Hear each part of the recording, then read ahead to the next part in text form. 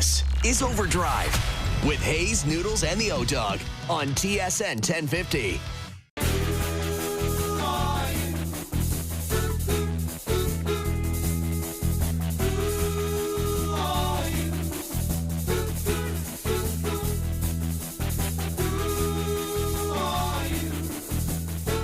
All right, here we go. OverDrive off and running. TSN 1050 on the TSN app. Your home smart speaker up on TSN 4. Brian Hayes, Doug, Jeff O'Neill, Dave Feschuk of the Toronto Star in here. How's everyone doing this afternoon? I'll tell you what, I heard an outrageous claim recently. Kara Wagland said, I find it crazy that you don't read. I read 129 books last year. Yes.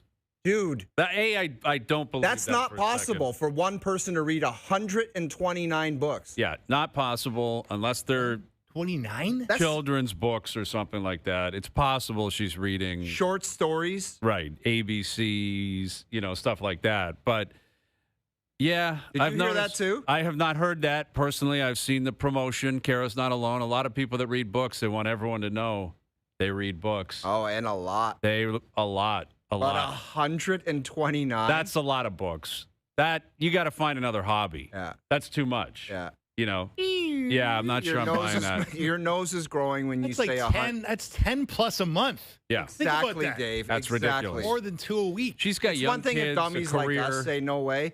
This guy, he knows the deal about reading, writing, everything. You're an educated guy. Yes. I could never read 2.5 books a week. I mean, if I had to, I guess I would, but that would be like force feeding. I mean, be hard on the brain. Well, unless you're in school or something like that.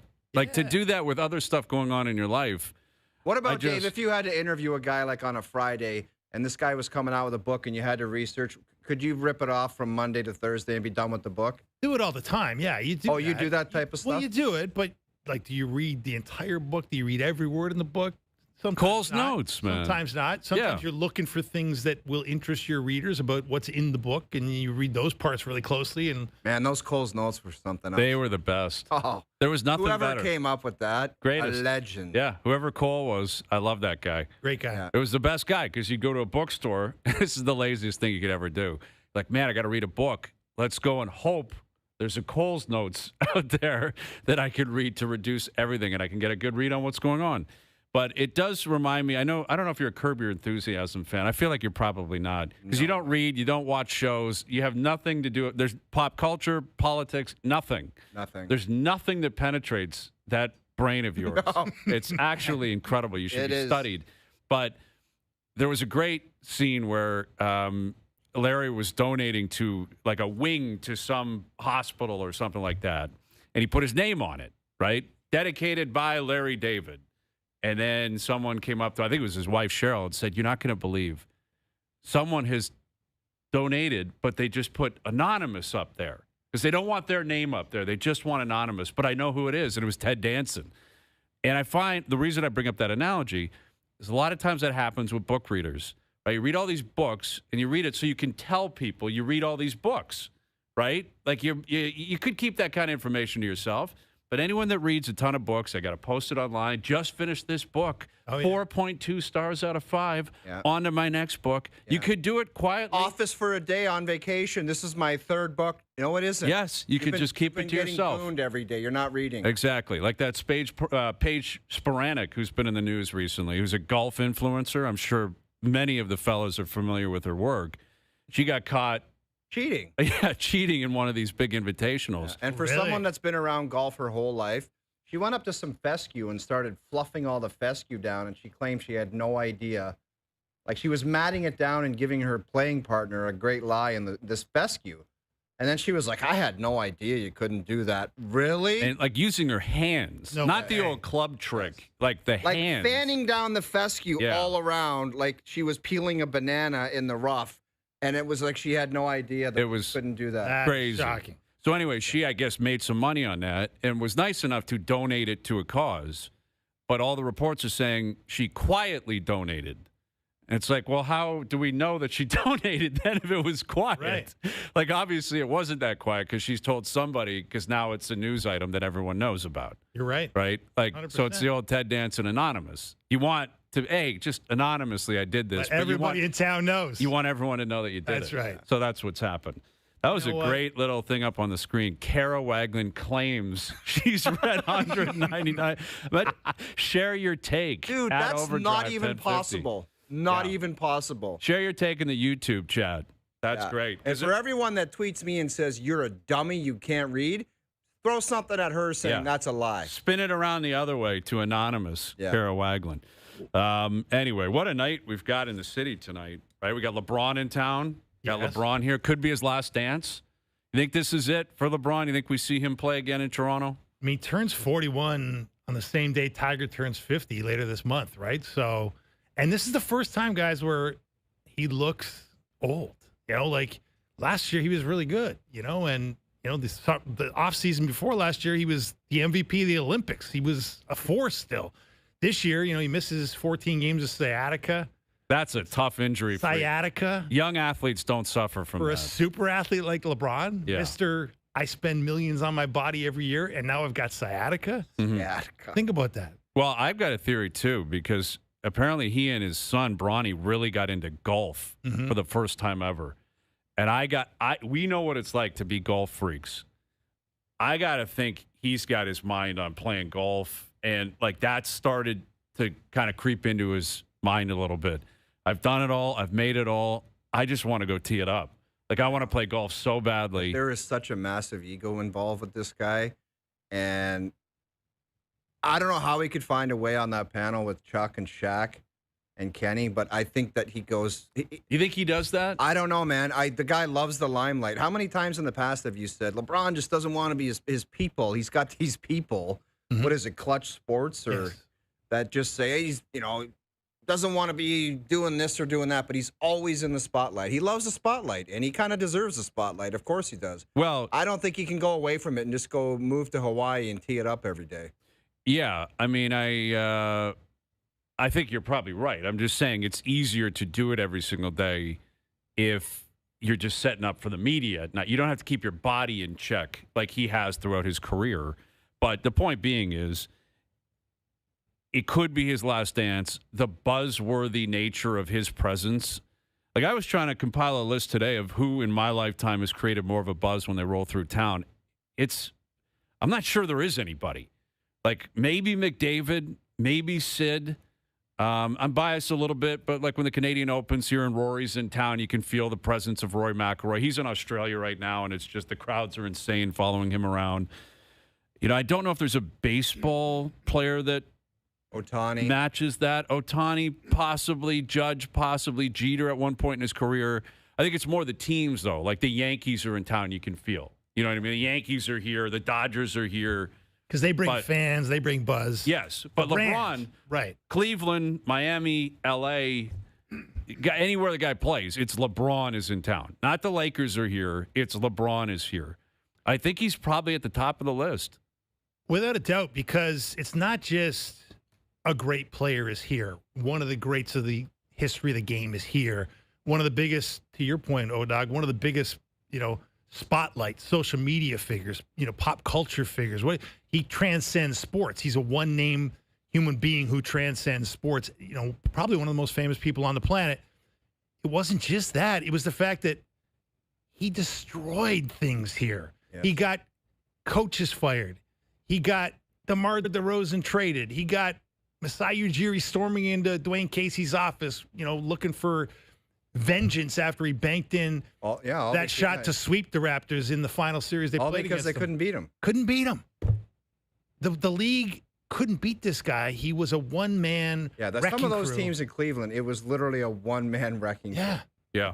The league revolved around LeBron. Everybody in the league. The East did for sure. It was pretty much the league for 10 plus years. In that span of whatever it was, 10 years where he made the finals, it was pretty much everybody. You talk to executives, you talk to scouts, you talk to coaches. It was all about how do we beat LeBron? And there was no answer. Mm-hmm. You couldn't. Well, I mean, when Kevin Durant showed up, they could. And, like, Kawhi got him once, right, in San Antonio. And obviously, he was the man. He was the king. He was in the East, though, throughout that run. Like the 9 straight years to the final, all in the East. And he's done, look what he's done with the Lakers. They won in the bubble. That counts. You know, it was different. It was unique, but it still counts. He's won a championship in the West. He's won a championship as a Laker. But, you know, I know a number of people going down tonight. And it's like you feel fortunate that you can possibly see him one last time. Maybe he comes back. Again, I lean towards him still playing because I think he would make the announcement that he's done. I think he'll do the tour. I think he said last year, I'm just going to go away quietly, and it'll be. He said that, or he said, I probably will do that. You know, like I don't think it was as defined. I think he wants the old goodbye. I think he'll do the tour personally. I think there will be some sort of an announcement well in advance of his last game. You know, certainly when he goes through Cleveland for the last time. I don't think he does that quietly. I don't think he just leaves and goes, hey, no one knows, but I'm not coming back. Like I think, and I think he's worthy of that. Let's be clear.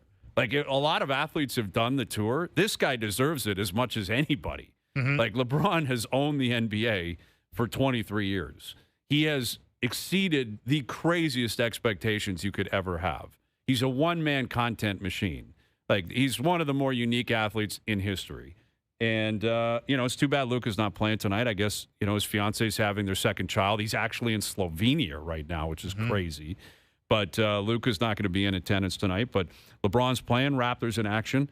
We got a big Thursday nighter, Al's brother and yourself and myself making the pick in just over an hour. Luke Wilson will join us at 5. And the Insider's coming up later in the hour. We got a bunch of games in the NHL, including the Leafs in Carolina. And this is a big one. Wrapping up a road trip. You got Montreal in town on Saturday night. There'll be a lot of buzz on that. Leafs have Saturday night. It doesn't get much bigger than that. And you'd ideally like to come home with a 4-2 record on the road. Find a way to get the win tonight. And this always felt like the most challenging game.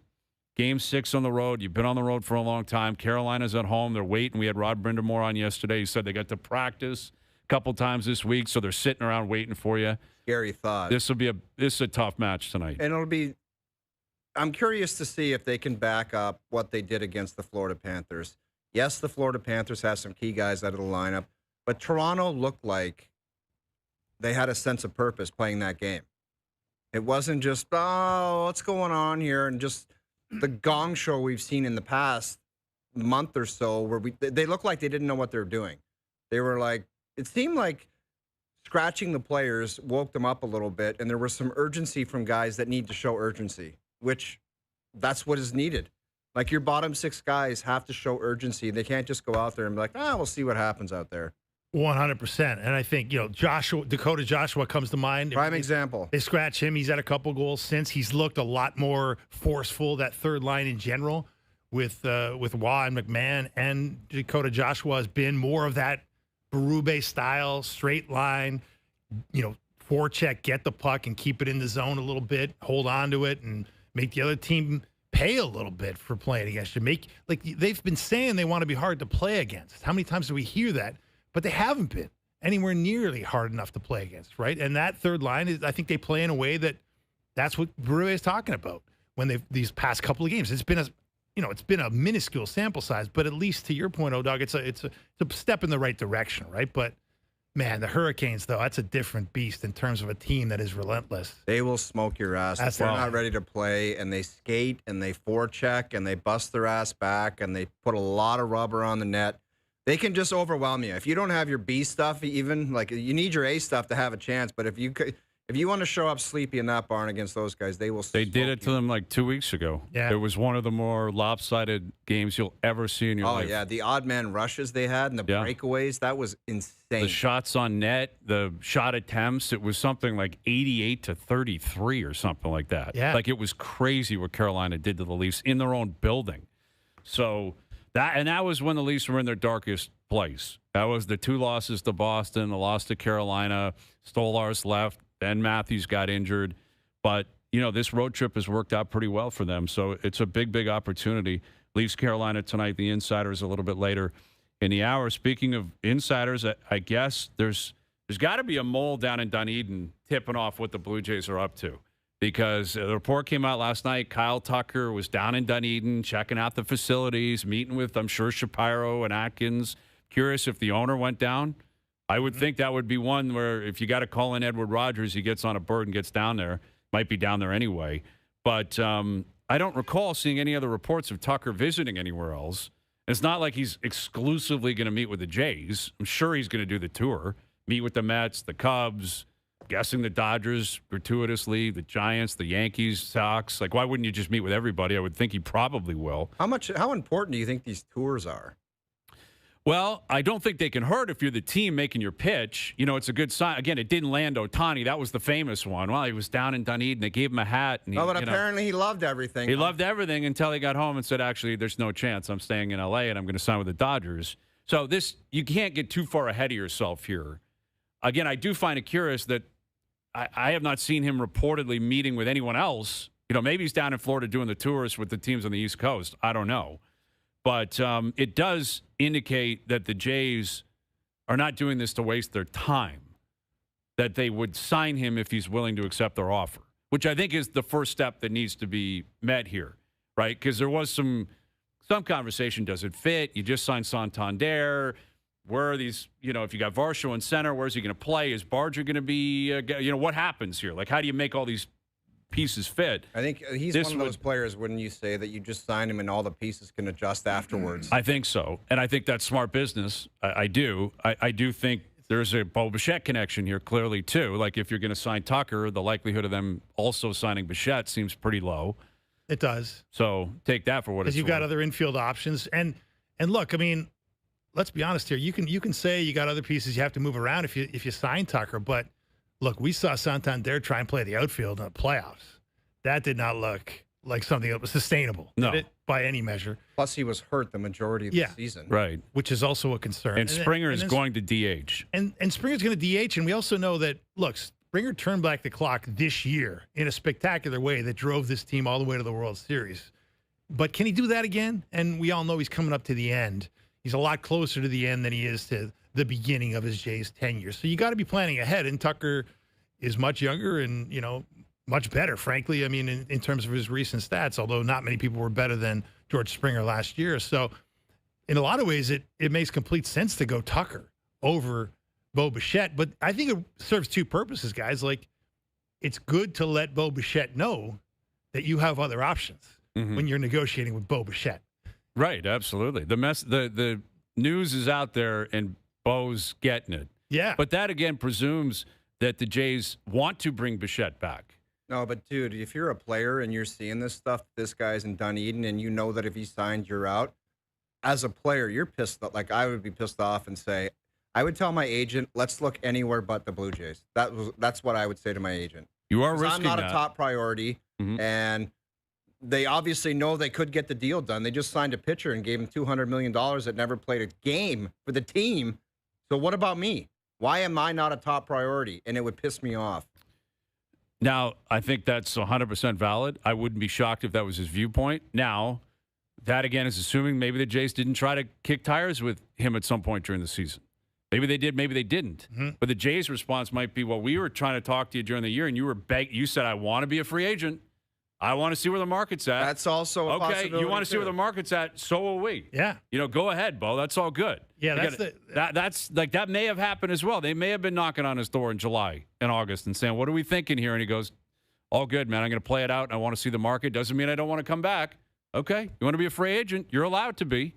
But then we're allowed to explore what else is out there. Yeah. It's a two-way street when it comes to that. That's what I think. I think this is a little bit of a message, a very big message, a loud message. And he'd have every right to feel the way you would feel, O-Dog, on if he didn't do what Brian said. If he told the organization, look, I want to sniff around and see what else is out there and scroll left or right on Tinder on other teams, then the team can tell him to stuff it and say, we'll circle back on you when we feel the need. It's no urgency on us. Right. Well, and this also isn't a popularity club. They're trying to win baseball games. It's a big league organization. Exactly. There's everything in play here. Obviously, his popularity, the pop in his bat comes into play, but they also think injuries and what he's going to look like in 2 years. Yes. And maybe those numbers come back to them when it comes out of the printer and they don't like what they see. I think that is something that's being kind of lost in all this, is there's such a hyper focus on 2026, which I understand if you're a fan. Yeah, these guys aren't dummies, man. They've already forgot about that. You got to plan for 27, 28, 29, and when you're giving some guy $200 million plus, or in Tucker's case, maybe $400 million plus, 8, 9, 10-year deal, you're thinking, what is the value throughout the whole thing, and how does my team look throughout the whole thing, right? So that's was considered with Dylan Cease, for sure. Again, I think you asked the average fan, hey, I'd love to see Scherzer come back. He was awesome last year. I love Max Scherzer. Okay. Scherzer, if he comes back, is going to give you 1 year. He's probably going to give you the same kind of lineage of what he gave you this year. 14, 15 starts. Maybe he doesn't start in the DS if you get there. Maybe he comes alive in the championship series. Dylan Cease is showing up and he's pitching for 7 years. Yeah. Like they are trying to establish something here. And I think what they learned this year with some of the guys who came up, like Barger, like others, like Savage, that they feel like they can be a contending team for quite some time. And you can't just hyper-focus on 2026, where I think if you're making a long-term play, Tucker versus Bichette, taking emotion out of it, Kyle Tucker's the right play. Like if you're building from scratch on neutral site, you go to Oklahoma or something, you're like, we're starting a team today. Who would you rather have for the next 8 years? I think objectively, most people, if not all people, are going to take Kyle Tucker. So without a doubt. That's where it comes from. And if you can lock him in and sign him, as much as everyone loves Bo Bichette, they're probably going to learn to love Kyle Tucker pretty quickly. Yeah. Because he can hit, he can run the bases, and he's a left-handed bat. You stick him behind Vladdy for the next decade, that's a pretty good 1-2 punch. Not bad. And look, the popularity thing, I do think it can factor in. Like, there's no doubt it factored into Vladdy getting the bag he got. He got a premium because he's the face of the franchise. He's, the most beloved player on the team. He sells jerseys. He's got name recognition. He's got that emotional connection to a team that signed him when he was 16 years old, and he's born in Canada. His dad's a legend. All that stuff, I think, that heaped up, a few $100 million on not a few hundred, but tens of millions on the price, right? Because that you pay for the brand in some ways. Bo has a brand, but to your point, they already got their brand. They got their face of the franchise. If Bo might have been able to beat Vladdy to the punch at some point in team history and sign a long-term deal, there were moments where he probably could have done that, right? And he chose not to, and he wanted to play the long game and become a free agent. That's fine, but this is the big boy ranks now. And the Blue Jays, I think the beauty for the Blue Jay fan is it doesn't feel like they're getting played here. With Ohtani touring Dunedin, it felt like, really? Is he was really just using them? Yeah, like they needed an East Coast. They needed an East Coast team that was going to bid. They didn't want it to be Steve Cohen and the Mets because Steve Cohen might do something crazy and outbid the Dodgers, and then they'd have to go to the Mets, which they didn't want to do. They needed a team that would bid a modest, or obviously not modest, but relatively modest in Ohtani's case, a modest contract, and that the Dodgers would beat. And they basically used the Blue Jays. This doesn't feel like the same thing anymore. It feels like a different type of Blue Jay team, a different type of Blue Jay approach, because they're high off of making millions off the World Series run, because they feel like they can be a contender and go to more World Series. And they're the only ones being aggressive right now. And I think also they're benefiting from the fact that there's like a chill around Major League Baseball with the labor war coming, where I'm sure the commissioner is, very, obviously not overtly and never on paper or in emails or texts, but wouldn't be unhappy if teams didn't spend too crazily this offseason to make the point that, the money doesn't flow as freely as you players think it does. You think we're just lining our pockets over here? Hang on.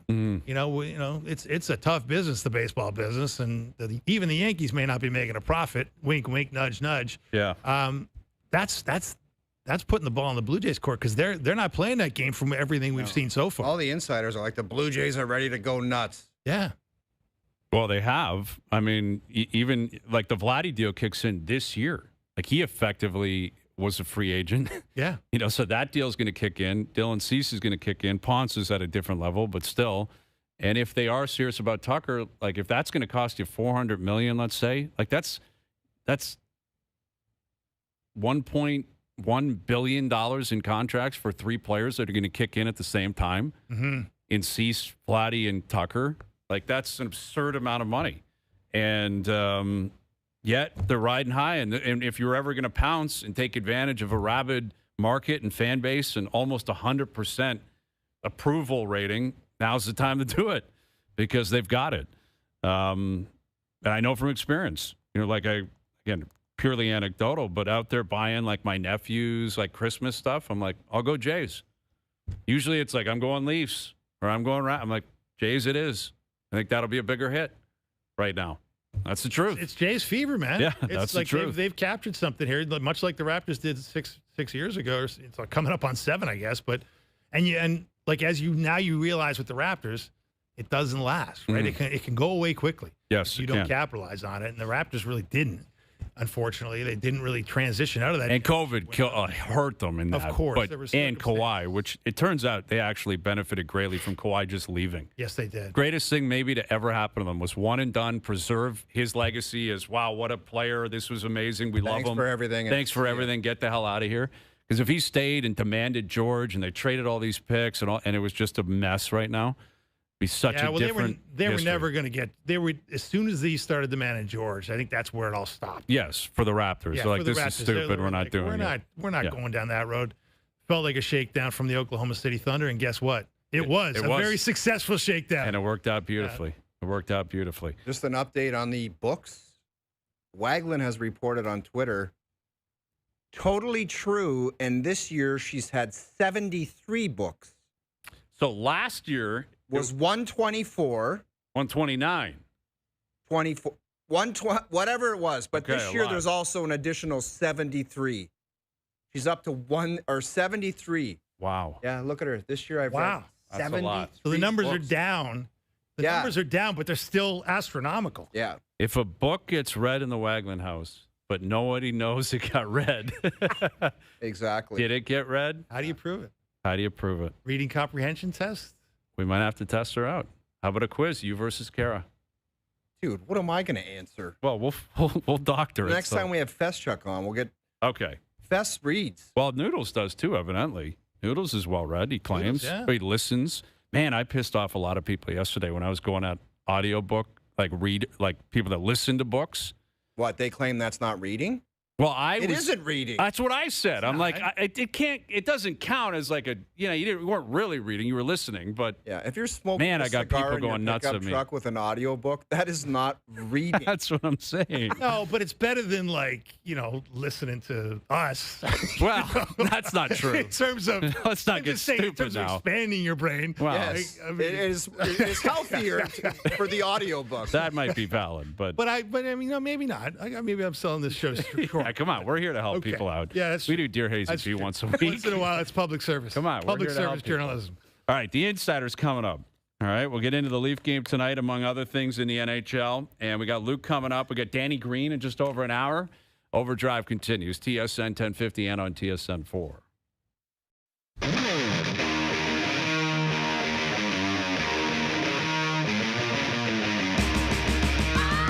All right, OverDrive continues, powered by FanDuel, bringing you more ways to play your game your way. There are the Insiders. Look at Dregs looking great, and I like CJ's whole vibe there. Is that a flat brim, too? You get the beard cooking. You look amazing, bud. Yeah, looking look like good, Tony feeling Hawk, man. You look cool. I love everything about it. I love everything about it. Pulled that one out of the vapors. Wow. Oh, it's a good reference. It is excellent. Sick. Beautiful reference. CJ, I guess we'll start with you in terms of the Leafs and them in Carolina and good vibes, like couple wins, all of a sudden everything's moving in the right direction. But where do we stand with Tanev, Carlos, Stolarz? That's what we get asked about all the time. What's one of these guys possibly going to return? Well, it doesn't seem like any of them are particularly close, right? So, in terms of looking at where the Leafs are today, I think that they just have to keep muscling through more or less with the group they have for the foreseeable future. We obviously heard this week about the setback for Carlos, so he's ways away. I mean, Tanev seems to be in the same boat, and if you figure out what's going on with Anthony Stolarz, please let me know, because I'm not sure exactly what his status is. I'm just being straight up honest. So, I mean, I don't see anything on the horizon there that's going to help them. But that being said, they have obviously gotten healthier for this stretch. The forwards are gelling a little better, getting everyone back in the lineup up front, and they managed to put some wins together here. Are you guys not somewhat surprised that some teams just and I know trades are difficult, and that's the new life of the NHL, but some team that's struggling hasn't said to another team that's struggling, I got 3 guys that I can't stand right now. You got 3 guys that you can't stand. Like, let's just try to flip-flop and do something to change up the energy of these teams. Yeah. Like, are we just stuck in a world where teams, like, they have their roster set in September and October, and that's what we're getting all year? Hayes has talked about it for years, Dregs, where it's like, the fan engagement and excitement, it's terrible. Yeah, and it might be worse this year because of the obvious, right? You've got the Olympic break, but that break also includes a trade freeze from February 4th through February 22nd. So now you've got a limited amount of time. And, I've talked to a couple of general managers about this. I mean, it felt like last week there was more trade buzz, and that's primarily because the Vancouver Canucks just announced their shopping list. And that caused a bit of a stir. It's a bit more quiet this week, but there's so many injuries across the NHL, and you wonder how much that is starting to influence these decisions as well, right? I mean, maybe you don't want to overpay to get that player, and the change, as O described, for sake of change, isn't there in a perfect scenario, so you don't really have much of a choice other than to wait for your guys to come back and see how they fit moving forward. Well, we talked about Quinn Hughes last week, and I've noticed in the market there was one shift of his that's been isolated. I'm sure you guys have all seen it. It was not a good look for Quinn. Like, he's just kind of floating around, and they were down 3-1 to Colorado. It was a really bad look. It's tough to isolate one shift on a player, but it's happened before. And when you get a profile guy like that, and I sense in the market they're getting worried about him. Like, worried about what's going to happen, what's the PR going to look like. Like where's the fans or management or fans, everybody? media, Yeah. like, because, just, again, tracking guys in Vancouver, we all have friends out there, media types. My understanding is he's off limits. You talk about anyone else you want. Quinn's a guy you leave alone. All of a sudden, he's in the fire a little bit, and based on some of his play recently, maybe that's deserved. But how much of this is about preserving his PR in the market? Like, if you're the owner, if you're Quinn Hughes, don't you have to get out in front of this and prove I want to be here, I want to win here, and how does he handle this moving forward? Well, I think it's simply based on wins and losses, and it has very little to do with the PR of Quinn Hughes. This is all about the Vancouver Canucks trying to do whatever they can do to plug their holes to prove to him that there is long-term viability here. Like, there are some that just believe that it's not going to happen with Quinn. He's already made that determination that, all right, I have to play out my contract. I'm going to give you everything I can as captain of the organization. But at the end of the day, I'm likely not going to extend there. So if it goes right off the rails in Vancouver this year, and there's no reason to think it will entirely, but what does that mean? If you're a non-playoff contender at the trade deadline or around March 6th, if you're Patrick Galvin and Jim Rutherford, are you having that conversation about potentially throwing them out there? And I think that's what's starting to churn a little bit in that market because of the recent optics more than anything. Right. How they're playing and how things are going. Yeah. And listen, he'll be at the Olympic Games and be a huge part of that. But, CJ, you look at the injuries with the Americans in particular. Whew. Like, how might that affect what Bill Guerin decides to do or what he even can do? Because a lot of his main pieces a lot of guys are banged up right now. Yeah, it's kind of a tough spot. I think if there's a silver lining in it is they don't believe any of those players at this point are going to be out of the tournament. That even the Hellebucks and some guys like that are going to have a window to get back up and running. But, it was kind of amazing actually to me looking back that the Four Nations tournament didn't have more injury issues. But it just feels like the way this season has gone. I mean, these teams get named end of December, first week of January. There's still quite a number of games to be played before the actual event gets going February 11th for the men in Milano. So, I just have to believe we're going to see more injury replacements everywhere. And so maybe if you're the U.S., you're just hoping that this rash of injuries, Jack Hughes, all these guys, that there's going to be an opportunity for them to get back and playing and that the bad luck's getting used up now. Dregs, you got those Winnipeg roots, Manitoba roots, I guess. Yes. There's a lot of. So do we, Dave. So do I. Yeah. So do we. Oh, and I, we That's love why you guys are like Winnipeg. It's their second home. Their In my second case, home. Literally, it's my second I'll say it Second again. home. It felt like home. Yeah, I've got some connections out there, and there's Sure.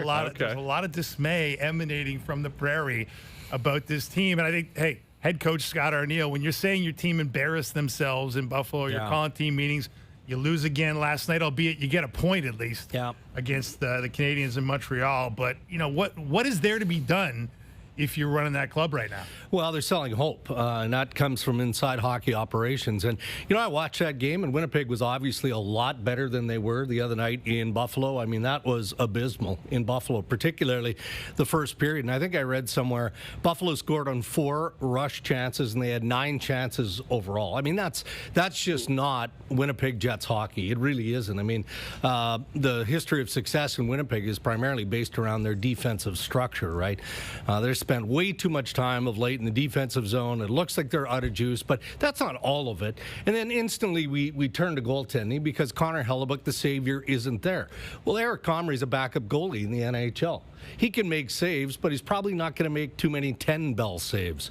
So the amount of stress that is on that goaltender is it's too much. But then, as O talked about the other night, Tuesday night, I mean, their secondary scoring, by and large, non-existent. It's not there. It's not there. It can't always be about Mark Scheifele and Kyle Connor. And you can't fix that externally. That has to come from within. Yeah, it's interesting. Like, they're in a bad place, man. Like, they're in that division. We talked about it yesterday because Colorado and Dallas and Minnesota. Yeah, you want to dig a hole in that division, man. Watch out. Yeah, like the wild cards are there. You're chasing the wild cards, and you're in a wild card race with teams that are not that comfortable in the position. Like right now, it's Utah, San Jose, Seattle, Chicago. I don't think you'd be scared of those teams because they don't have any history of making the playoffs. Right. But still, it's not just Winnipeg. It's Edmonton, too. Yeah. Like, the Oilers are in the same spot. Now, they can still track down, I think, L.A. and maybe other teams in their own division. But you look at them tonight, they have, is it Seattle, I believe, in town. In Edmonton tonight, CJ. And, what's the vibe check like out there when you're checking in on Edmonton and what they think they can still do? Well, it's funny. It's a little like we had in Toronto here in that they just feel like they haven't played enough good games. Like it's not a matter of, some bad bounces have led to their record being where they are. I think they've been very up and down. Perhaps they can draw something. They did have a shutout win in Seattle here recently, so they've had some success against the Kraken. The loss to Minnesota, it's a 1-goal game, tight game. But, they've just been kind of all over the place, have the Oilers. And I think they're starting to feel the push. A lot of teams would be. The Panthers are feeling it now. Obviously, the Leafs, I think, are still in this position where you realize it's getting late. Like, you can't keep putting off when your best hockey is going to come around because maybe it's not going to go. So, I think there's a fair amount of urgency around the Oilers. And just in trying to they almost feel like they have to get their own house in order before we're talking about, external, trade this guy for that guy, solving any issues. I think they need a more consistent, brand of hockey that they've had in previous years, or else this could be one of those years they just never get it going. Yeah. Well, Florida, I don't know, man. I'm not convinced they can get back up off the mat. We talked about this the other day. Like, those injuries are so substantial. They played so much hockey. They've all won. They've all gotten their contracts. It's difficult. Like, psychologically, it's tough to be into December and dead last in the East and say, screw it, we're winning 10 in a row. It looked like the other night they didn't. There's not enough there to climb out of it right now. And I'm curious what you think Bill Zito is going to do about that. Like, does he have the stomach to say, what's in our best interest here? Sit for a year. Yeah. Accept it, reload, let everyone get healthy, get a high pick, and come right back roaring out next year. Yeah. Do you think they have the stomach for that, or will he try to push and prod and try to get them back in? Yeah, he's going to try and push. I mean, not necessarily because he's feeling, pressure from above or any of that. I mean, they're back-to-back Stanley Cup champions. They made nothing but money in Florida over the last number of years now. But he's a fierce competitor, Billy Zito, and he's not going down without a fight. But, because of the changes to the CBA and how you have to manage, your injury scenarios, they do need a firm answer on Sasha Barkov. Are you coming back? And if you're not coming back, period, because, again, it has to drift all the way to the end of the year. You can't come back at some point in the playoffs, right? It's not allowed anymore. It forces teams like Florida to make a more difficult decision transactionally with what you're trying to trade for and what you're getting back. We know Matthew Tkachuk is more or less back onto the ice. Mm-hmm. He'll come back, so that'll be a big boost, but he's not going down without a fight, the GM, that is. Mm-hmm. Yeah, Tkachuk would be interesting to see what he looks like when he gets back. I mean, he obviously, we're well aware of what he's capable of doing, but this is a pretty substantial injury. Yeah. Like, it's a pretty big one. And, again, he's got the Olympics coming up. We'll see. It wasn't exactly a packed house the other night when the Leafs were in town either. Kind of embarrassing for a two-time Cup champ, and they had 40 people in the building. But anyway. You just love... It's disgusting, though. No, I know, but... Tell me you're not offended by that. I know, but they'll just come back at you and say, well, your team never made that. I understand that. I totally get that. The counter could be your team hasn't done anything in 60 years. 40 people in the building, disgusting. I just wanted to make a point that it was very noticeable. Very noticeable. All right, guys. We'll leave it there. Good stuff as always. DJ, just before we get out of here, how many books we're just getting a count from people? And Dregs, by the way, accused Kara of reading comic books. Let's that be noted. That's what we're doing. We're throwing each other under the bus. CJ, how many books last year did you read? Not more than 3. Probably about 3. That's a good number, That's though. a normal number. That's a normal number. And that's a perfect way to get people off your back. Book. He gave me a copy a week ago, and I finished it off in the last couple of days here. So it's a great read. Because you had to. Good read. It took me 11 minutes to read it. It's a great read. All right, CJ, Dregs, good seeing you guys. There they are, the insiders. Chris Johnston, Darren Dreger. We got Luke coming up. We got Danny Green coming up. Big one, Leafs in action tonight. And we got LeBron in town, possibly for the last time, and a big Thursday nighter as well. Both teams pretty much need a win in terms of where their playoffs are going. Detroit and Dallas tonight. We'll get to that pick in about 25 minutes. Overdrive continues, TSN 1050 and on TSN 4. Tonight on TSN 1050, your Raptors take on LeBron and Luka as the Lakers make their way to Toronto. Jumps it down! Coverage starts at 7 p.m. Hear it all on TSN 1050. The Raptors live here. Now, back to Overdrive with Hayes, Noodles, and the O-Dog.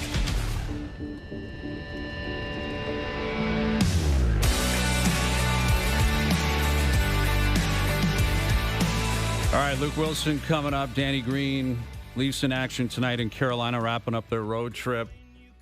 And the Lakers in town. You've got the Hero Challenge going on down in the Bahamas. I'm sure Scotty Scheffler will likely win that tournament. That'll be a third year in a row.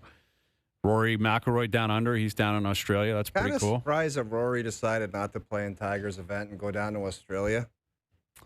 I don't know. Does he? I don't think he plays in it a lot, does he? Is he there every year? I always thought Rory does his own thing. He doesn't go to Hawaii to start and the now year. He's in a spot. I think he's going on a Tiger tour where he's just like, I got my 4 majors, and now I just want to pick away at the venues and the tournaments that he wants. Like he said the other day, he wants to win a U.S. Open at Pebble. He wants to win a British at St. Andrews. Like those are the type of that's all he's chasing right now. The venues and the big tournaments. Well, and he lives in Europe now, I believe, right? Is he not England, in London? He's got a new house in London. Which, not that that's, Australia's right around the corner, but the point being is I think the DP World Tour, like he may start leaning more into that. As he gets older, it may not be I'm playing the PGA when I'm 45, 46. It may be I want to play over in Europe and play around the world. Who knows? And it might be a smart play, like from a calculation standpoint. The guy is red hot right now. He's a one-man show. Wherever he goes, the crowds, I was watching it this morning, it's incredibly cool. It's just like what we see at the Canadian Open. When he comes up here, it's all him. Yeah. It's all McIlroy. It's incredible. Yeah. Like he's one of one in golf. Like he's like Scheffler's the better player, but Rory's the far bigger entity. Yes. The property. Right? I think the DP World Tour has come up with like a Rory McIlroy award for, I don't know what it is, stroke. It's something I heard the other day where he's starting to get his flowers. Like this guy's Yeah, and I think legend. that's the only question with him is going to be, like, how does he stay motivated, right? He talked about that last year where it was like after he got the green jacket, how do I, he came up here and missed the cut. Like, he looked terrible at the Canadian Open. He was brutal. It was absolutely abysmal. Yeah. And it was like a trunk slam by design. Get me out of here. That's right. Like, fire up the jet because I just have nothing to do here besides get the hell out. Yeah. Like it was the most obvious. I'm up here to shake some hands and play a couple of VIP rounds. Throw 1-5 in my jeans and get out of Dodge. Yes. Throw a lot of money in. I'll play 36 holes because I'm obligated to, and I am gone. And that's the problem with this sport right now, right? Mackenzie Hughes has talked about this, the great Canadian PGA Tour player. Like, there's so much money. The top players have made so much money now. Rory, of course, the richest of them all. Mm-hmm. But Scheffler's ridiculously rich. All the big names are so ridiculously rich that money doesn't even motivate them anymore, really. Like it's got to be a lot of money to motivate them, right? Which is why we've been talking about $20 million purses and all the rest of it. And now they all want to talk about playing less and having more, scarcity of big events. And that's not the way this game was built. This game was built on hunger and all the great players of previous generations scrounging it out of the dirt to make their money. And you wonder if you lose the spirit of the game, right? If none of these guys even want to play golf. If their goal in life is to play less golf, is that good for the sport? What about sponsors? They're talking about wiping out some of the West Coast swing and like what? Well, because apparently, what are they going to say when they're like, we're wiping out your tournament? Yeah, like they want to avoid the NFL all of a sudden. Because they got an golf is a totally different. Exactly. You're not. There's no one sitting there being like, I don't know. Do I watch the Cowboys or do I watch the Farmers? Like no one's doing that. Yeah. It's a different world. It always has been. But that sounds like it could be a part of the program. And I don't know. Well, it's coming. Like it's clearly something is going to change with the PGA Tour. But fighting against the NFL, what are you going to do? They own everything. Nobody fights them. You can't. Yeah, can't win the fight. You didn't lose because you didn't keep up with the NFL. Nobody does. And we just the ratings came out for the games last week on Thanksgiving down in the States. And what I found fascinating was that the afternoon game, the Cowboys and the Chiefs broke a new record for the regular season, which everyone was predicting, 57.2 million on CBS in the States. That's just a massive number. The Packer game, according to Richard Deitch, who tweeted this out on Fox, the earlier game did 47.7, which was like shattering previous records. But that means 10 million people turned on the next game that weren't originally watching the first game. 10 million people. Yeah. We're like, nah, we don't need to see that game. Now we got to watch. Over Thanksgiving. I guess, and maybe you're eating and stuff, but I get the Cowboys are a huge brand and Mahomes, but there's 10 million people that are like, nah, I don't really care about that other game. You know what? I'll tell you what, one thing I've learned talking to TV guys, afternoon stuff just does not draw as much as night stuff. That's why they want to put stuff on later and later. Right, you're saying a 12:30, 1 o'clock game will not compete with 6 nature, o'clock. It doesn't matter how good the game is. Maybe I'm a psycho, but when there's a big golf tournament on at a good venue, I'm watching the first tee shot until the guy putts out on the line. Like, it's disgusting. Yeah, I know. Like, it's a 4.5 hour shift. Oh, it's more than that, too, on tour. Like, you go to, a U.S. Open, dude, that's a 5.5 hour round. There's nothing I like better than seeing one of the top players tee off on one, and I know I'm getting 1 through 18. Yes. That is disgusting. It is, but it's a great ride. It's Great. a great ride. All right, Luke coming up, Danny Green coming up. Lakers in town, Leafs in Carolina. Thursday night, our overdrive continues. TSN 1050 and up on YouTube Live. This is Overdrive with Hayes, Noodles, and the O-Dog on TSN 1050. If you smell what the Rock is cooking.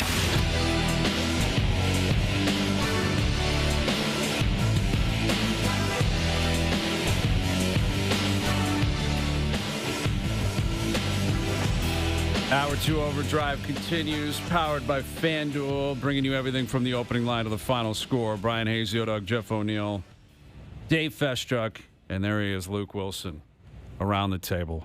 How are we feeling this afternoon? I'm feeling great. I woke up today and I just felt like it's going to be a great night that leads into a great weekend for me. Just for you in particular? Yeah, Noodles and our team owner, Jayon, right? Okay. Yeah. I feel like I just went to a restaurant and my old ex is like, it's a gross feeling. Yeah, it's a bit awkward. Yeah. Usually we bro hug it up when I come in here. I just sat down. Nothing. Yeah. Nothing. Disappointing. You and I? Okay. We need a big one tonight. You know what I've noticed that this guy's doing? Yeah. So here's the way things work out. Al's brother and I will kind of come to a consensus on what we think, and then he'll hedge by going the other way. Yeah. Just so that if we lose, he can be like, hey, I told you. Oh, that is my signature move. I know exactly. I've only done it twice. Yes. I've only done it and twice. You're 2-0 in both your yeah, because we haven't had a winner since he came around. Thank you very much. But both times I said, look, you do what you want, but I'm telling you this is my vibe. And they ignore me, and they do what they want, and they're dummies. Well, I haven't really heard from Al's brother, right? Al's brother, I believe he's on a cruise right now. Who the hell knows? Must win. Dallas and Detroit. I know whoever loses, they're not mathematically eliminated, but in my opinion, the math just doesn't math for me. Again, sometimes you can look at, here are the chances left, but I look at the NFC West, and I think all three teams are going to get to 11 wins, minimum. So 11 is going to be the magic number. And then you look at, I believe that Chicago and Green Bay probably both get to 11. So you're going to need 11 wins and potentially 11 wins and a tie to get in. So, again, you'll still be alive, but I think whoever loses tonight, that's all she wrote, in my opinion. Yeah, Let me feels look that at way. this. Again, I think San Fran's on bye, but I do believe they get 2 more wins, especially if you look at their schedule upcoming. You know, Seattle and the Rams, I think, are also minimum getting to 11. Now, they do play each other one more time in there. Green Bay, best case scenario for these teams tonight would be if Chicago beats Green Bay. But if Green Bay beats Chicago, which is kind of where I would be leaning, you got another 9-4 team. Like, you just don't have enough games left. Yeah. Yeah, and I got to give credit to Dallas. Like, I was perplexed by their moves at the trade deadline where they're in it. They went all in and they acquired pieces. And they have a very weak schedule. This is what I'd say I'd be fearful of if I'm a Dallas Cowboys fan right now. Let's say they find a way to get it done tonight, which is going to be tough. I understand, there's a lot of things going on here. I'm not trying. I'm just throwing it in there. Interesting. It's going to be very tough. But I think there's a way they definitely can win this game.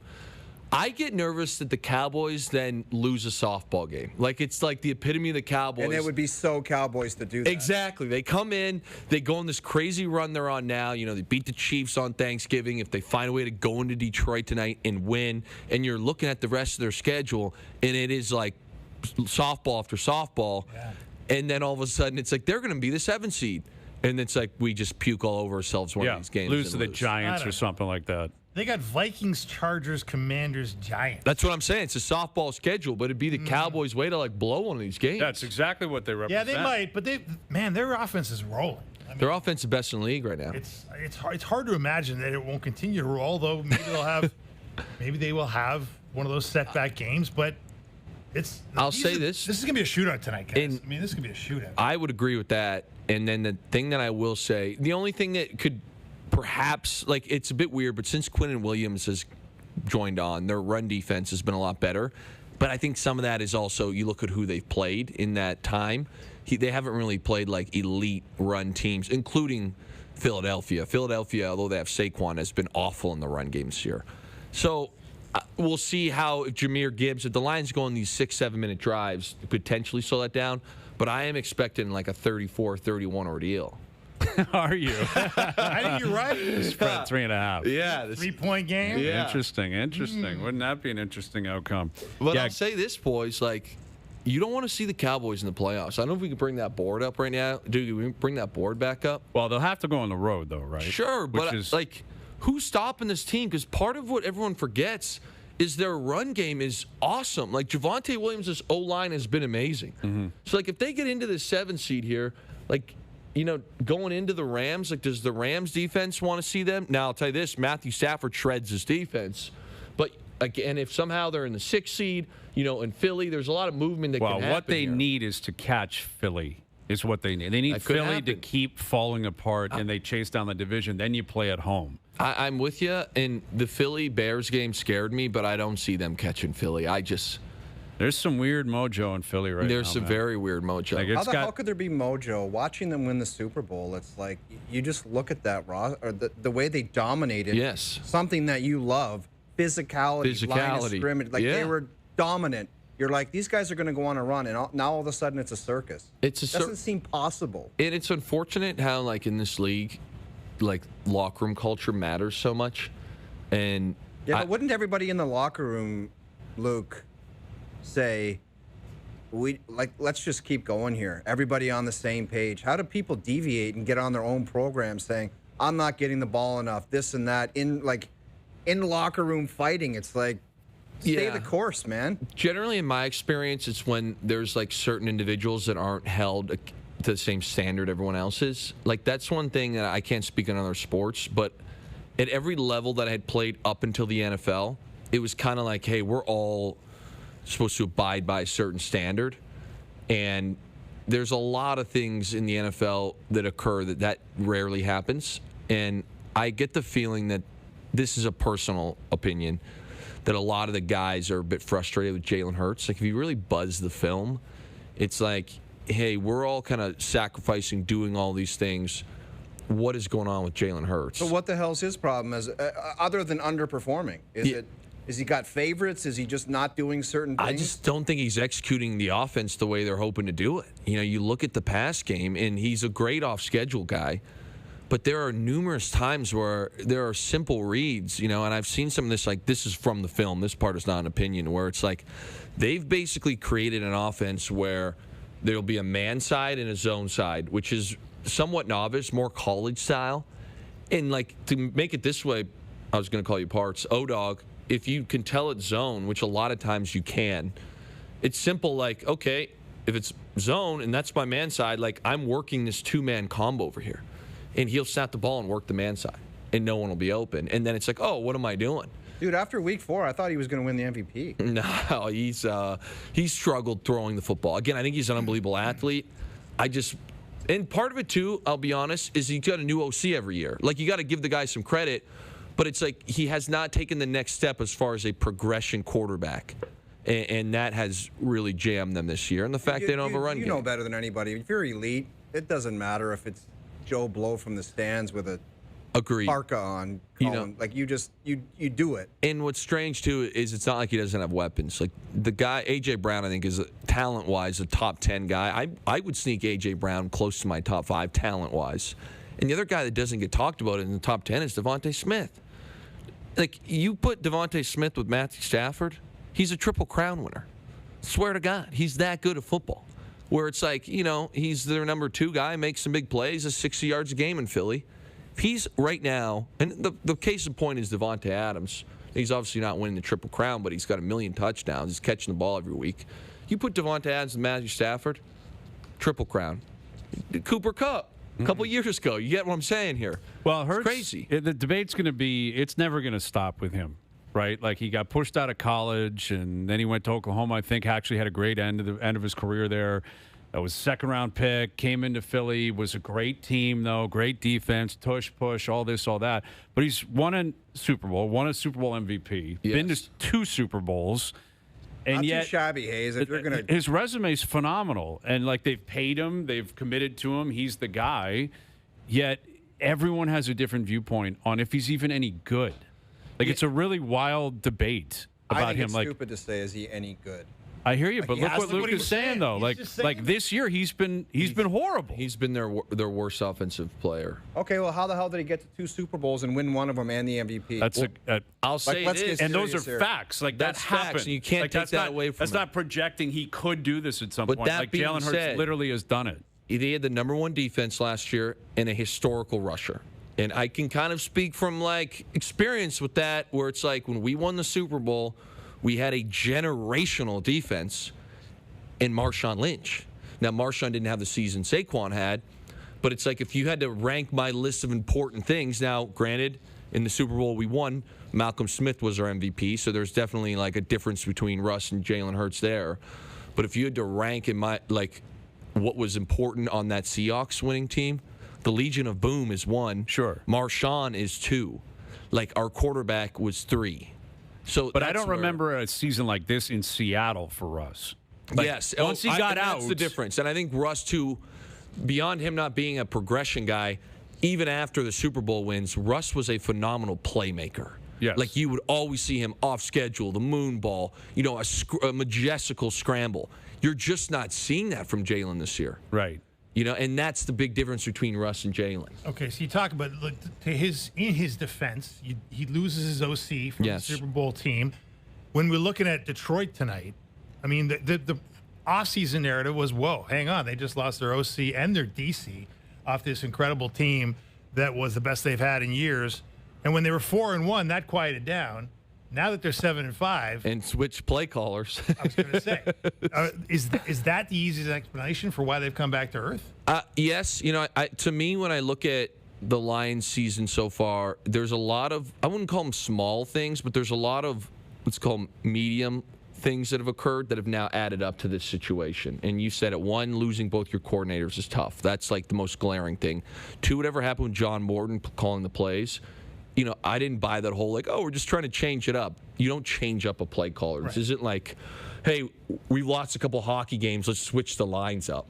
It's not the same here. You change up a play caller, it's a massive shift. So clearly they weren't on the same page there.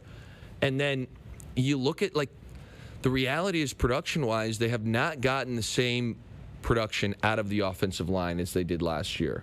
And then the final thing I'd say is, I believe the saying is the chickens are coming home to roost, but these fourth downs have been a bloodbath. Like in the past, it was like the Lions go for fourth down and it was almost automatic at one point because they had this great run game. The offensive line would push people out. The play action stuff worked. Couldn't stop them. Now they can't get it, even when they scheme it up and they have Jamison Williams wide open, they have a bad throw and a drop. Yeah. Is that like falling in love with your identity? Like, this is who we are? Is that what it is? There's definitely that. And what's tough is, like, I get they've had so much success on the fourth down. I'm not suggesting they stop. But there is a world where it's like, okay, part of the reason we had such success was we had a better offensive line with Frank Ragnow in the helm. You know, you had Laporta, which you don't tonight. You've got all these guys. Like last week, it's like Amon-Ra wasn't playing after he got hurt. You know, Laporta obviously is not playing. And your offensive line is not the same. And it's like, well, our fourth down numbers aren't the same. Well, I'm like, well, yeah, that's because you take out Frank Ragnow, Sam Laporta, and Amon-Ra St. Brown, your fourth down numbers are not going to be the same. Yeah. Oldest man in sports gambling right now. Al's brother back in the fold after we had a bye week last week. That's what we're calling it. It was our bye week. We needed to rest. We needed to basically reset, and that's precisely what we did. And now we come back hot, and we're on the game tonight. Lions Cowboys. We've been talking about this game, Lions Cowboys, and the spread is minus 3.5 on FanDuel. Don't love that half-point hook, but it's there. There's nothing we can do about it. Al's brother, we need to get cooking again, man. The whole world is watching. We've been the hottest duo and now the hottest trio in pro sports. Yeah. We got to get back on track. Where's your head at with this game tonight? Yeah, we got to get #back to business. Like, that's what we got to do. We got to channel that right back here with the three of us, not just the two of us. Also, #now we bro. Now we bro. Now we bro. We are getting back to business, and now we bro. It's a tough game, and I hate the fact that the hook is here. That hook really, it's not a fun thing to be on the other side of that magic number of 3. But I will say this, fellas. The Lions have been bounce-back kings this year. They're 13-1 against the spread, coming off a loss in their last 14 games that they have lost. And when you look at that spread, 3.5, it kind of suggests that this is nearly a pick-'em game on a neutral site. I don't know about you guys, but I think the Lions are definitively the better team between the two. So with this game being in Detroit, you look at the Cowboys, they've yet to have a signature road win this year. They're 2-4. Their only wins are against the Raiders and the Jets on the road. I have to side here with the Lions. It coupled out the fact that, Luke, you were talking about it, this Dallas team can't really stop the run that well. They're 27th in the league in stopping the run, and on the road, they're giving up nearly 5 yards per carry. I think Jahmyr Gibbs and Monty, I think they're going to have a great night. But here's the one thing that might be troublesome for Dallas. They are giving up the 3rd most yards receiving to running backs. There's no better receiving back in the league than Jahmyr Gibbs. So no Amon-Ra St. Brown probably, but that's okay because Jahmyr Gibbs, he'll be a problem in the passing game tonight. I think we lay the points with the favorites. I think the Lions roll tonight. Okay. Yeah, I mean, that's where I lean. To me, this obviously the spread is relevant, but ultimately you got to start with who do you think wins the game? I'm just saying I'd like to point something out, and I'm not a big PFF guy, but I had to pull the phone out of here. I can't believe how outdated my guy's tremendous information. Al's brother's tremendous information is not accurate to the minute. The Quinnen Williams trade, he said the Cowboys can't stop the run. Yeah. Right. Since getting Quinnen Williams, you know what they're ranked against the run? best in the league. Al's brother. My guy won't say, "Oh, they're Best giving in up the this." league. In Best in terms the of league what since Quinn numbers? Williams. I guess me, Hayes, and JP moving forward. Al's brother. That's a big challenge, Like, man. I get if you want to look at the whole picture here, their run defense grade was 30th pre-Quinn Williams, but you can't ignore that Quinn Williams is on the scene. Yeah, Al's brother. Are you on that 3G Carnival Cruise Wi-Fi? Like, come on. No. It's all relevant. It's all relevant. I mean, you got to go over top. That's a 3-game sample size we're looking at here. We're talking about. Let me go back to my old team. You got to go over the top and tell them you want the ball. Al's brother, respond. Please take the floor. You got to respond to that. That's a pretty significant blow. No, I mean, listen, have they played well against the run recently? Yes, but they haven't played any good teams that can run the football. So I think it's all relevant. You look at the opponents. I mean, the Chiefs have not been a strong running team. I mean, I don't know what's going on with Saquon Barkley. That offensive line apparently forgot how to block. They can't get going on the run. And we're talking about the Raiders, the Oakland Raiders, or the Vegas Raiders. Right, like, they stink. Not very three good teams. So you look at this squad here in Detroit. They're one of the best running teams in the NFL. They got a two-headed monster there. I think they'll be able to move some people around, unlike those other three teams. So that it's a small sample size that doesn't really scare me. Do you think Detroit stops Pickens and CeeDee Lamb tonight, my guy? I think it'll be a high-scoring game, but ultimately I think that Detroit will be able to stop the run, and they need that running attack to set up the downward passing. So I think that it'll probably end up being maybe a touchdown game here for Detroit. I think we could see it 34-27. That's my score. Ooh. Where do you stand on this? O-Dog. Like, you got to step up here. I've already talked to you privately, so you make the call and you know where my head's at. This guy, all he does is hedge. And then it's a win-win. If we win, it's like this is the greatest thing ever. You guys criticized me, and you said ever since I came on board, you guys are a mess. You're killing us, yeah. So I'm not going to... So, O-Dog, you like Dallas? Just be honest. You like Dallas tonight. I do. To win outright. Why? Dude, I'm a pro athlete. I go off a vibe and a feel. I don't come up with stats on a computer that's not working like you do. Yeah. You make the pick. If you want to go with the Lions, go ahead. Dallas has been really good. They've been impressive. This is on the road.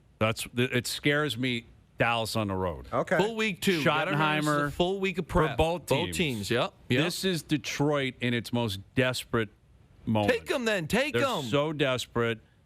And it scares me that they have the weapons out that they do. But I think Detroit just has a little bit more in the tank here to get a win at home. Lock it, Doogie. Lock it. I think we lay the points and lock in the Lions. I think we lay the points and lock in the Lions locked in. Hey, listen, if it goes awry, you're happy to put yourself on waivers. I'm out. How about that? You lose, I'm out, and I'm back with... Oh, you're going back over there? Exactly, because this is the last time I'm going to put up with this. Okay. Well, you're Chris Paul, man. Like, we're sending you home. You're our Chris Paul. We don't like the way you operate. Well, I will punt Jay Onright, and I will become the new president of football operations. Wow. Just free reign to go whichever way you choose. That's it. So we need the boys tonight. The pro athletes need the boys tonight. That'll bring us down to 10, and then we got 3 games on Sunday. We're going to need to do some work. Yeah, we got big games this week in the NFL. I got to start chipping away. Yeah, I missed ops last week. I got to get to Christmas time around 7 would be nice. Yeah, if you're inside a touchdown, you got a shot.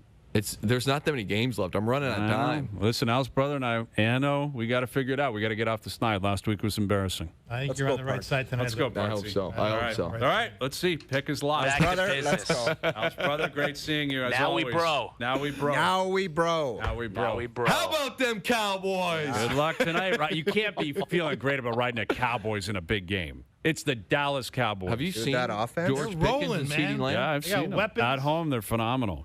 On the road, different. Some of my Dome, sources it say feels just Pickens like might be home. the best wide receiver in the game in right the now. game. Is not the truth at all. Oh. He's not.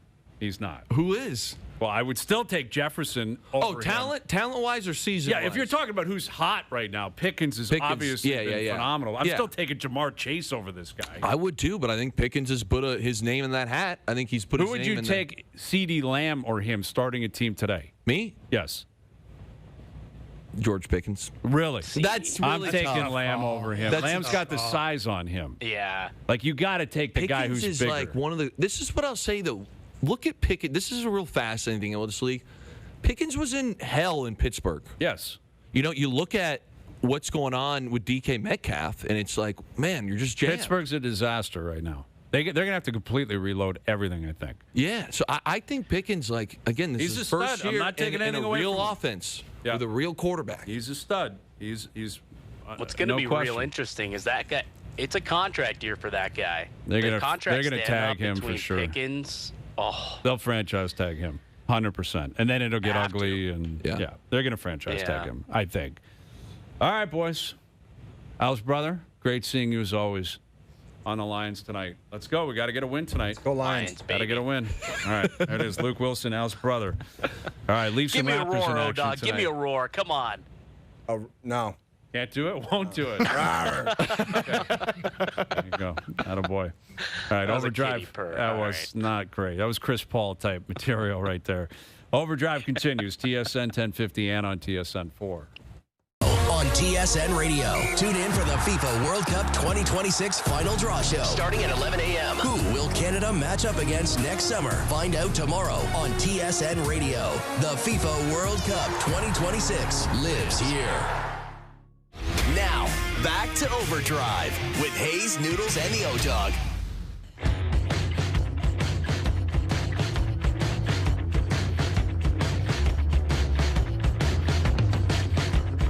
All right, Danny Green coming up here in a few moments, and we'll tee up the Raptors-Lakers game tonight. Two teams he's won with, right? That's got right. Titles with both teams. Danny's had a good career, and he's now doing media, and you always knew that was coming. Oh, one of the best talkers you've ever run into. Always great talking anything, really, but certainly basketball and his career, and catch up with him, get his take on a game tonight, what he thinks of LeBron in town, and how much more is left in the tank. This feels like a game. I don't think the spread's very big. I think it's only Raptors like -2.5. Now, Pirtle's out, which is interesting. They're sitting him tonight and going to play him tomorrow. Yeah. But Luka being out, this is a game, if you're the Raptors, you got to win this game tonight. Got to get this one. Yeah. It'll be electric with LeBron and the Lakers in town Thursday night, close enough to the holidays. Would have been more electric if Luka joined them. Absolutely. And I think if Luka was playing, Lakers probably would be favored. I think so. He's probably a 3 or 4 point swing. I'm curious actually what that would be.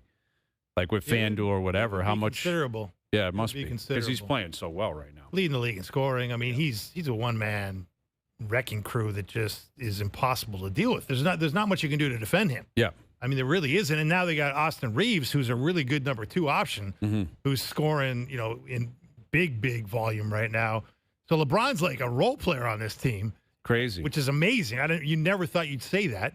But so far this season, he has been. Now, I think LeBron probably has another gear. We don't know, but he's got the sciatica. He's had a foot problem. He's missed already 15 games, and they've been 11-4 without him. So they're doing pretty well without LeBron. And, yeah, they are. Well, and again, he picked up his option, and they didn't extend him, and this is probably what the Lakers were anticipating.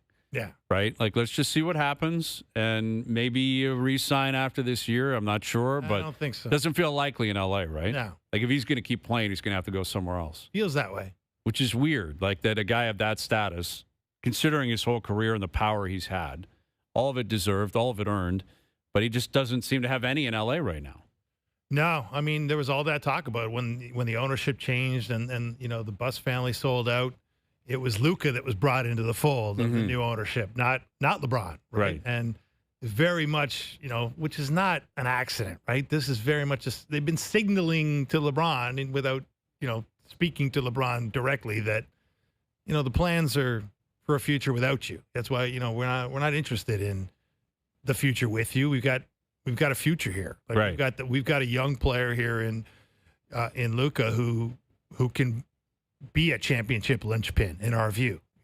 He doesn't have the ring yet, but he's got that potential, right? So, won a EuroLeague championship. We were talking to Darko Rajakovic yesterday at Raptors practice, and he was talking about how he was in Madrid at the same time that Luka came to Real Madrid as like a teenager, and it was like ripping it up in the youth level, and then at 19 years old is the EuroLeague MVP and leads Real Madrid to the EuroLeague championship, which is no one's ever done that at that age. It's a man's league, man. It ain't a kid's league. And here was this kid that did that. And, I mean, he's an assassin. And we'll see if they can put the requisite pieces around him. But the Lakers are a pretty good track record of figuring it out. Yes, exactly. Like they probably will. If he's going to be there for another 10 years, which you believe he probably will be, at some point they're going to put another piece or two with him. Now, it's a different world now.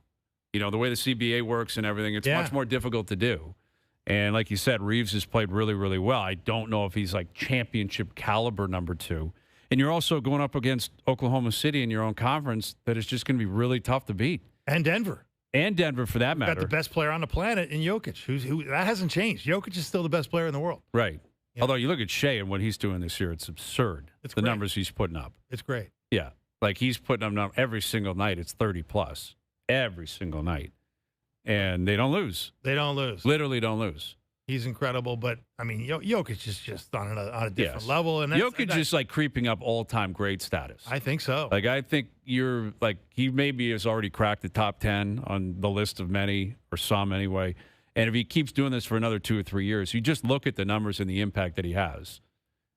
I don't think. I mean, how many players in NBA history have been more effective than him? Just being able to just command a game. Like he can beat you every way you want to be beat. Yeah. And it doesn't jump out of the gym, but he can beat you with finesse. He can beat you with strength. He can beat you with smarts. He just has it all. Yeah. He can beat you from outside. He can beat you from inside. He can beat you with scoring. He can beat you with passing. I mean, Shea's got a very similar arsenal in a lot of ways. Like he's got so much in his bag and the ability to, essentially fool everybody all the time. Like he's so deceptive. It's scary. Mm-hmm. But he's got so much around him too, right? Like it's going to be hard for him to win another MVP with the depth of that team. Yeah, it's interesting. Like if they win 74 games, though, how does he not? I know. Like the narrative of it all, and this has been happening a lot with the MVPs throughout the Jokic run, right? Like when Embiid got his, it was like, I think Luke. I actually think it should have been the guy in Denver. Yeah. Like we get it. Embiid's been unbelievable, and his numbers were phenomenal that year. But it almost felt, in a way, like it was almost fatigue. Like it was Jokic fatigue, and we can't give it to him again. He's already won all this, and Jordan never did that, or Shaq never did this, or we didn't do it for Wilt, or whatever it is. Everyone uses the history almost against the greatness of a player, and I think you could make the argument you just made, and I think most people would concede it. Jokic is the most dominant player, but I'm pretty sure Steph won the MVP when they won 73 games. Mm-hmm. Mm-hmm. And if you win 73, 74 games and you're the best player and you're averaging, maybe he probably will win a scoring title again. He may not. Maybe Luka gets him, maybe someone else. But if Shea ends up like across the board, stats crazy, 74 wins and plays almost every game, how does he not get it? It's going to be a tough vote. Based on that history, how do you not get it? It's going to be a tough vote. The only knock on him, and it's actually not a knock on him because he's such a good player to play with. He elevates his teammates in such a great way that, Oklahoma City just looks like a team that has so many guys, right, that can go in there. Like their depth is unbelievable, which I was saying the other day, like they're like the perfect regular season machine because they run so deep that they don't need to over rely on anybody. But that could hurt an MVP case when you got that many guys. Right. When you're talking about who is the most valuable, well, they've got so many guys that are contributing. Can you really have one of those players be the MVP of the league? Well, Jokic has so much more on his shoulders to lift that team, even though they've improved their depth this year over previous years, going back to the championship. And Luka's going to get love, too, if he plays, 70-plus games and they end up winning 60-plus games. Yeah. And it's like, look what the Lakers doing. And, LeBron's not who he was at one point, and he's clearly not anymore. And Luka ends up putting up all these numbers. I don't know. I mean, it's the thing is for Oklahoma City is, now they've won their championship, but if you hold the carrot in front of them, like, hey, you guys could chase history with the amount of wins you're going to get, that would lead me to believe Shea's just going to keep going. There's not going to be load management or anything like that because you got to think that's an incredibly compelling chase. Yeah. Like you start the year 21-1, 74 wins is possible. Oh, for sure it is. So play, and be playing 38, 39 minutes every single night where these other guys, they may load manage down the stretch. They may take some nights off. We'll see. All right, here's ESPN NBA analyst, former NBA, former Raptor, former champ up here in Toronto. Joining us here on the Maple Toyota Hotline, here's Danny Green. What's happening, Danny? What's up, guys? How you guys doing? We're doing really well. We were just, obviously teeing up the Raptors game tonight. We'll get to that momentarily, but we stumbled across Oklahoma City chasing history. And have you gotten to that point yet where you can you envision 74 wins out of this Thunder team? Yeah, absolutely. I mean, one would argue that they might be deeper than Golden State was, and they can win in games while resting guys. Golden State, Draymond spoke about taking some some years off his life, doing that 73 wins because he had to play every game. Like Steph and Clay, they had to play pretty much every game. This Thunder team has played 90% of their games without Jalen Williams. And, Right. Lou Dort has sat, Alex Caruso has sat, Isaiah Hartenstein has sat. So they sent a bunch of different guys. Aaron Wiggins, Casey Wallace, they all have taken time in turns to rest. For them to be able to do that without him, the only person that hasn't sat is SGA. And I believe there's some games that he can probably sit and they can rest him. But you got the emergence of AJ Mitchell, you got the emergence of Isaiah Joe's been there, but he's him playing well. Those other guys, they keep developing and getting better each year, allows them to be very deep and be able to rest guys, so they can do this and still stay fresh by the end of the year to make a great playoff run and win a championship. Still, they can clean house if they wanted to. Well, speaking of guys who might need some rest, Danny, we got a guy in town tonight who's, made this town LeBronto at times in LeBron James, the way he's dominated the Raptors in his prime. But he doesn't look like he's in his prime anymore, and it's almost shocking to see LeBron look somewhat vulnerable. One game? Yeah, it's one game. But I mean, one game and say that he tells you he feels old. He's still getting back to rhythm. He had sciatica. They had a 7-game winning streak. They had a back-to-back. He didn't look himself. So yeah, he's taken half a step, but I'd imagine he'd be in different form in a couple of weeks. Again, this group, they're playing at a high level, playing really well. But yeah, I mean, it took 23 years to see him look somewhat normal, but he's still very much capable. And I think he'll show us that he is very much capable, probably tonight or next couple of weeks, that he's still LeBron. He might not be 27, 7, and 7. He'll be, 20, 22, maybe between 18 and 22, and probably like 9 and 6, or like, 7 and 6 or something like that. So he's still playing very well, high level for any player, especially a 40, 41-year-old. And kind of pretty much just being the quarterback and empowering his teammates. Yeah, I'm with you, Dan. I wouldn't put anything past LeBron. He's done things that we've never seen before, no matter the age. But, of course, at this advanced age, it really is unique.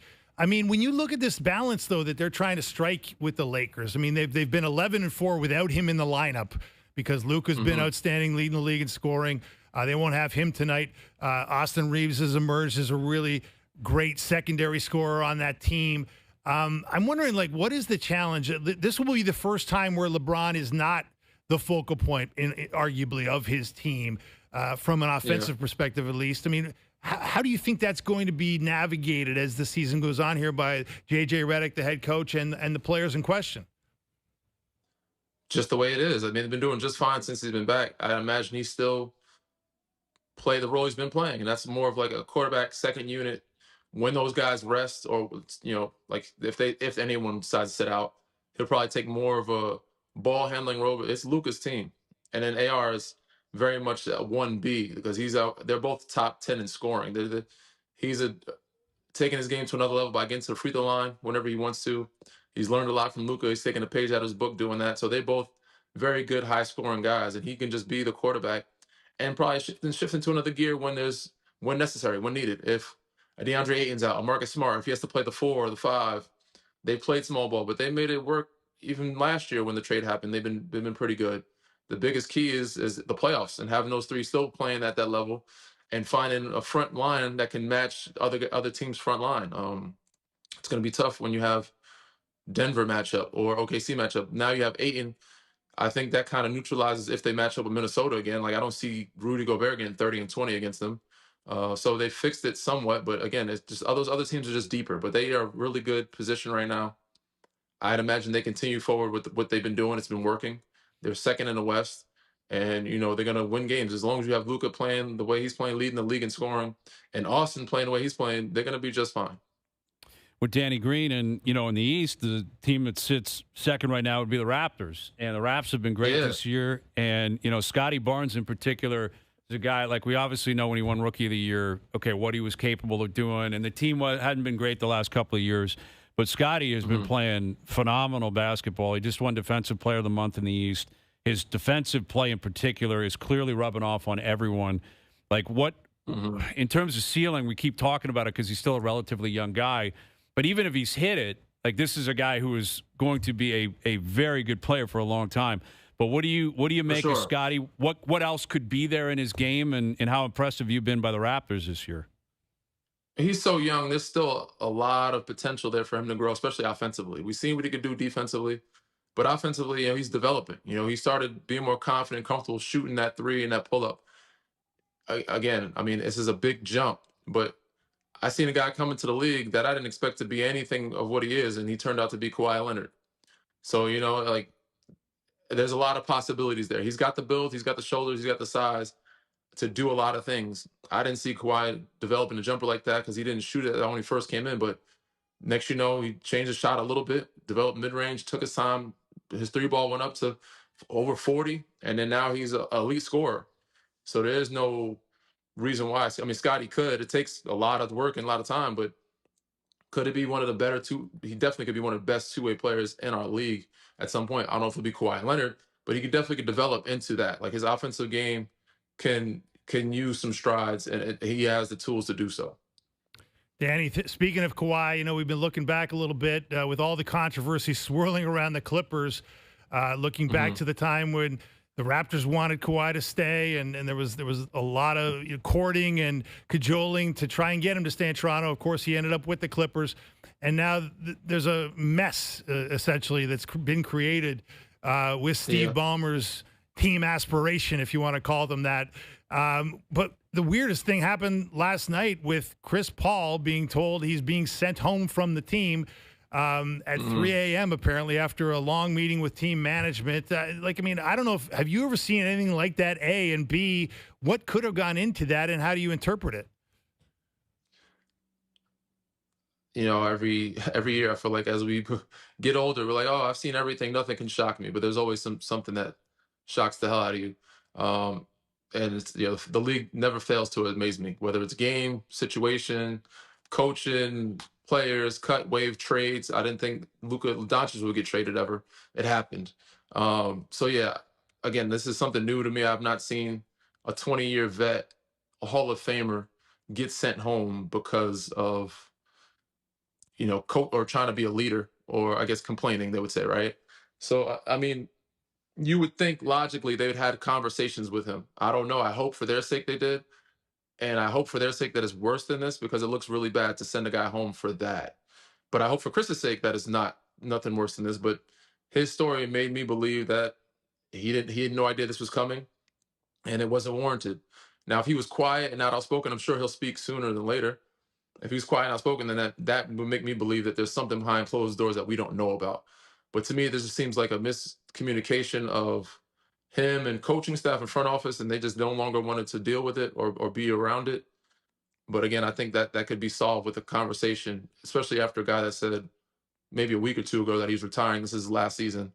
You go, hey, Chris, man, we get what you're trying to do. We don't need that here right now. We can move in a direction. We're moving in a different direction, and if you don't like it, or we're doing this, if you don't like it, then you can go home. We give you the option to go home. Or if you don't relax, we're going to have to ask you to go home. But I don't know if that conversation happened. Yeah. Out of nowhere, sending a guy home on the road, too, is bizarre. It's a bizarre yeah, play. The hour made it look worse, too. It made it look worse than the hour. Yeah, for sure. And that story was almost immediately overshadowed by Giannis. All of a sudden, him and his agent and the Bucks working on possibly his exit, and he gets injured last night. He could be out 2 to 4 weeks. Is it as simple as Giannis to the Knicks for you, or do you see other teams? Obviously, other teams would want him, but Giannis is going to have a pretty heavy voice in all this. Like, how do you see it playing out with Giannis?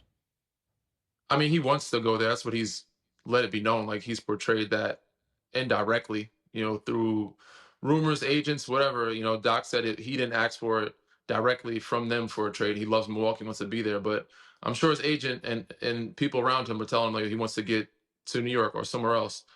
I've done my podcast Inside the Green Room. I've done other podcasts throwing out different random trades just for, its and giggles. And, I thought, San Antonio would be a good destination for him. I thought he can go to Miami. I thought Minnesota would be nice to see him with Ant-Man and match up, but he's still a move away. But honestly, the best packaging could come from Toronto. You guys could definitely make it work. It's just unfortunate Masai's not there anymore because that would be a direct connect to him.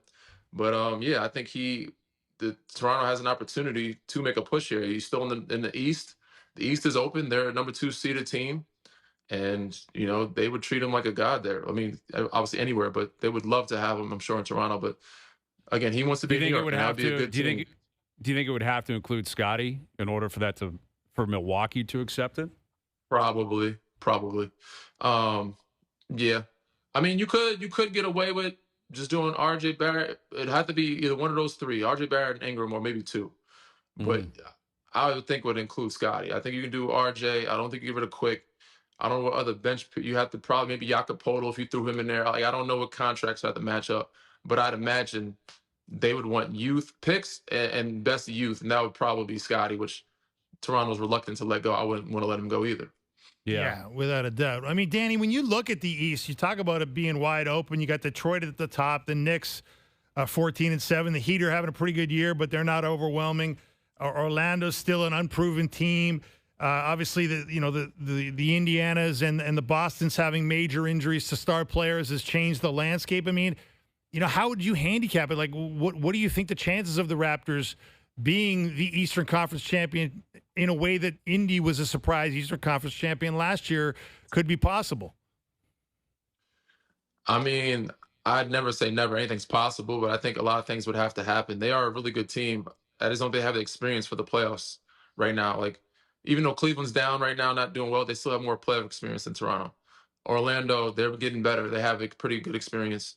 Milwaukee's not looking good this year. Indiana's not looking good this year. It's pretty open, but even Philly, if Philly gets healthy at the right time, they have more veteranship and playoff experience than Toronto does. Outside of that, I think they can do it. I mean, Detroit is very well too. They have a little bit more experience. But again, it had to be matchups. It had to be things that are aligned right. Again, even Miami, even though they don't have stardom, like superstardom, they've been playing really well and they have some playoff experience. So it would be tough for them. And I think it more so would come down to Darko and, him being his second, third year as a coach. He is very good at what he does. I've had Darko in Memphis, so I know he's capable. But it would be a new experience for him and company and the group and the kids. You just don't know who's going to show up at that time because they don't have much experience there. Well, we'll see what they got with the Lakers in town tonight. Again, Luka not playing, but LeBron's here. Might be his last dance in Toronto, a town he's been very familiar with. Yeah, it's going to be a fun one tonight. Enjoy it, Danny. Always appreciate you doing this. Thank you. For sure, man. Appreciate you guys. You guys take it easy, all right? You got it. There's Danny Green of ESPN and his podcast, Inside the Green Room. Former Raptor, champ, San Antonio, L.A., Toronto, joining us here on the Maple Toyota Hotline. Get in and go where adventure takes you. In a new 2025 Tacoma from Maple Toyota near Canada's Wonderland in the Maple Auto Mall. Visit mapletoyota.com. Yeah, there's been, I've seen a lot of Raptor fans like, man, if Masai was here, what would happen? I don't buy that Giannis would be like, oh, now I'll go to Toronto because of Masai. Like, I'm not convinced of that. But what I do think is if Masai was here, it'd be more likely the Raptors would do everything they could to acquire him. Like that. I'm not sure where Bobby Webster and company will stand on this. I don't see them trading Scotty Barnes the way he's playing right now, and they've just invested so much in him. And but Giannis is still a top 5 player in the league when he's healthy, and he's 30. Yeah. So someone's going to pay a ton for him. And if you're Milwaukee, you've got to get just a massive, massive package in return. Well, the reason you pay a ton is because you're thinking we can get to the finals, and you never know how it's going to break once you get to the finals, right? You're probably not as good. Nobody in the East, even with Giannis, is probably as good as OKC or Denver on paper. Maybe not even as good as the Lakers. Who knows? I mean, we have to know what you're losing and what you're bringing in on the Giannis deal. But it's like the year the Raptors made it to the finals, and everybody said, "Well, it's the Golden State Warriors. You're never going to beat them." Until Durant snapped his Achilles and Klay Thompson, severed a knee ligament, and next thing you know, you got the ring, right? So you got to this is an opportunity for the bold Eastern Conference team if they can get Giannis to say we can win the East. Yeah, and that's all. That's the step you got to take. Someone's going to do it. and they'll be in a very good position. It's going to cost you a lot, but that's what comes with the territory. Best bets coming up. Leafs and Raps in action tonight, Thursday nighter as well. Overdrive continues. TSN 1050 and on TSN 4. Now, back to Overdrive with Hayes, Noodles, and the O-Dog. All right, best bets powered by FanDuel. Make your picks and assemble a same-game parlay in seconds on the FanDuel Sportsbook app. We're on the Lions, laying the points tonight. Laying the points. Jahmyr Gibbs gets into the end zone tonight, and I think Gibbs goes off for 100-plus yards rushing. So there is your parlay for the game tonight. All in on the Lions. Got to have it. Dan Campbell's got to go inspirational tonight. They got to get a win. Dallas has been good, but it's on the road. So you're going against Luke's tremendous information, which was that Dallas has been very good defending the run since the big trade. I trust Al's brother's tremendous information. Okay. And I always will. So there you go. Best bets powered by FanDuel. All right, we got a good one tonight. Leafs, Raptors, NFL game, big NFL game. Fun night. A great night, man. Great night. All right, Dave. Good seeing you, man. Great seeing you. As always, Dave Feschuk of the Toronto Star. Thanks to everyone behind the scenes for helping out. We appreciate it. Everyone for tuning in today. TV, radio, podcast, web, and, of course, up on YouTube Live on TSN's YouTube channel. We're out of here. Enjoy your evenings. Enjoy the games tonight. We're back tomorrow at 4 p.m. We'll chat then.